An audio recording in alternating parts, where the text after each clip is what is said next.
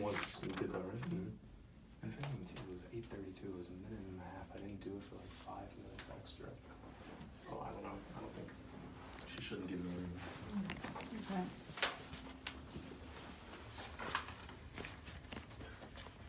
So everyone in this room probably knows at least somebody that struggled with either anxiety or depression, or knows somebody that may have, along the lines, have also committed suicide. Well, to me, it's very close to heart. One of my close friends actually struggled with anxiety, which led to depression, which then led to suicide. And this is because there wasn't enough help, and not enough people led her to get that help. So I'm here to explain the reasons why everyone should help people to get help. The reason why is because this is us. This is our generation. This is our college. And everyone here needs to know what it's about. Suicide's becoming more and more as we go along. You hear about it more on the radios, more on the TV, more on the news. So first up, I'm going to talk about anxiety and the reason why it's building. So adjusting to college. When you first go to school, it's that overwhelming feeling that, you're meeting new people, all the new work, all the aspects of that. Also, 1 in 5 students struggle with anxiety, and this is because of stress. So between the ages of 18, 40 million are diagnosed each year. The reason for this, which gives me the reason of they're constantly failing, or fear of failing. They're always scared that they're gonna fail. That's why, it kind of leads them to the anxiety. Depression, which is from the problem with depression is they have a higher risk of alcohol abuse, and they don't have the self-discipline. So without the self-discipline, it leads them to fall into the category of depression, which then leads them to society, which is also linked to suicide. An estimated 16.2 million adults in the United States have had at least one major depressive episode. This number represents 6.7% of all the United States adults. The prevalence of adults with a major depressive episode was the highest among individuals between 18 and 25. And this was from the National Institute of Mental Health in 2017.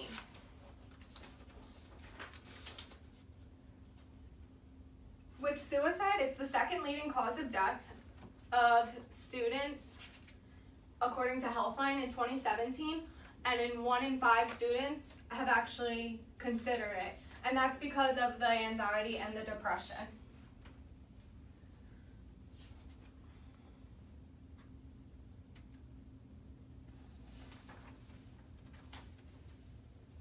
So now that we've talked a little bit about the problems, let's talk about the causes.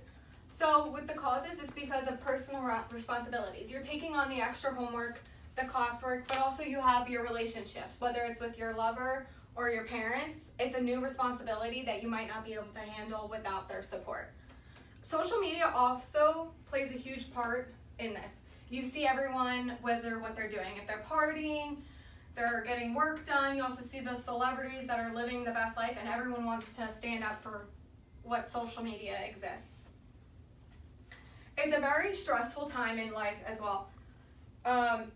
One of the quotes that really stuck out to me was actually from Time in 2018, and it said, "I was running myself so thin trying to be the best college student."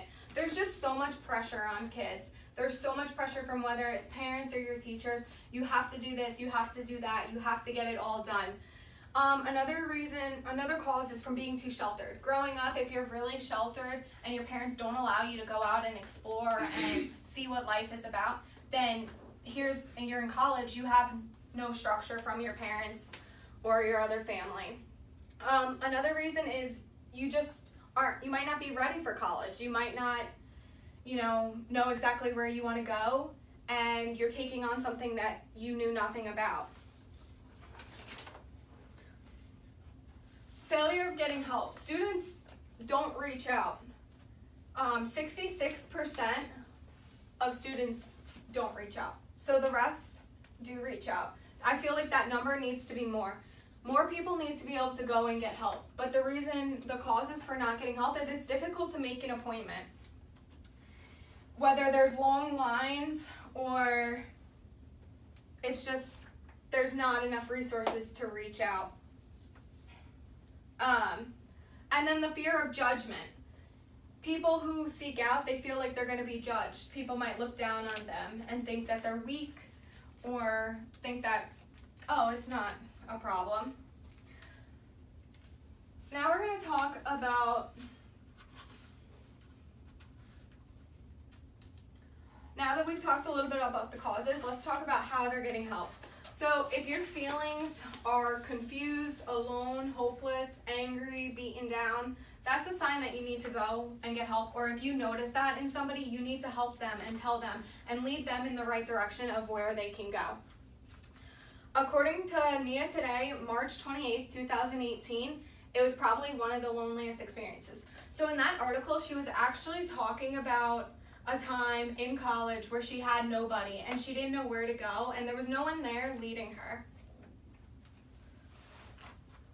On our Brookdale website, there's actually a support number, which is right here, and you can actually call there and set up an appointment with one of their counselors, and everything's confidential. They can help you if you have questions, lead you in the right direction. If Brookdale isn't open, we have the emergency helpline, which is also available 24/7. And most people that reach out on there are between the ages of 18 and 24. So if you're, thinking about anxiety or you're depressed or you're thinking have thoughts of suicide, this is also a number that is leading to get help. The outcome is to be less stressed and just remember that everything's going to be okay, no matter what. And then motivation towards less suicidal thoughts. And just basically a healthy way of living. Now we're going to meet our opposition. No one wanted to be seen going into that office. They look weak. I remember the first time I read this article, I was like, okay, this really stood out to me. And the reason is because as I was saying earlier, the reason why nobody's going to get help is because they think they're going to be weak. So when you hear somebody talking, they're like, oh no, you don't need therapy, you don't need help, you're fine. But that's why our going rates for suicide are proceeding to go up.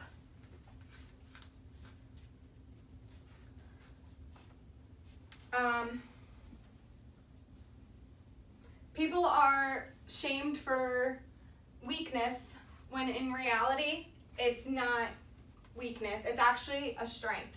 There should be no reason why you should be looked down on, but instead encouraged.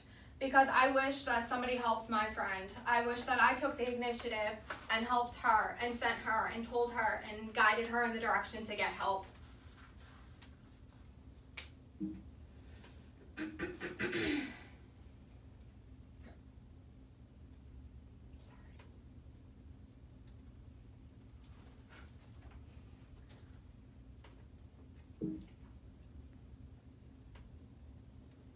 So if we can save a life.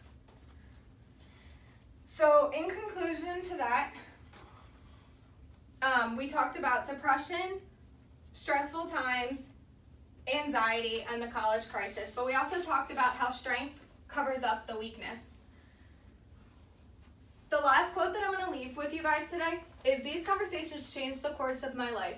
They taught me that anxiety signals that there's a problem that I need to address and solve. The reason why I love this quote so much is because it's telling you that you can change your life, you can get help, and everything is going to turn out to be okay. Thank you.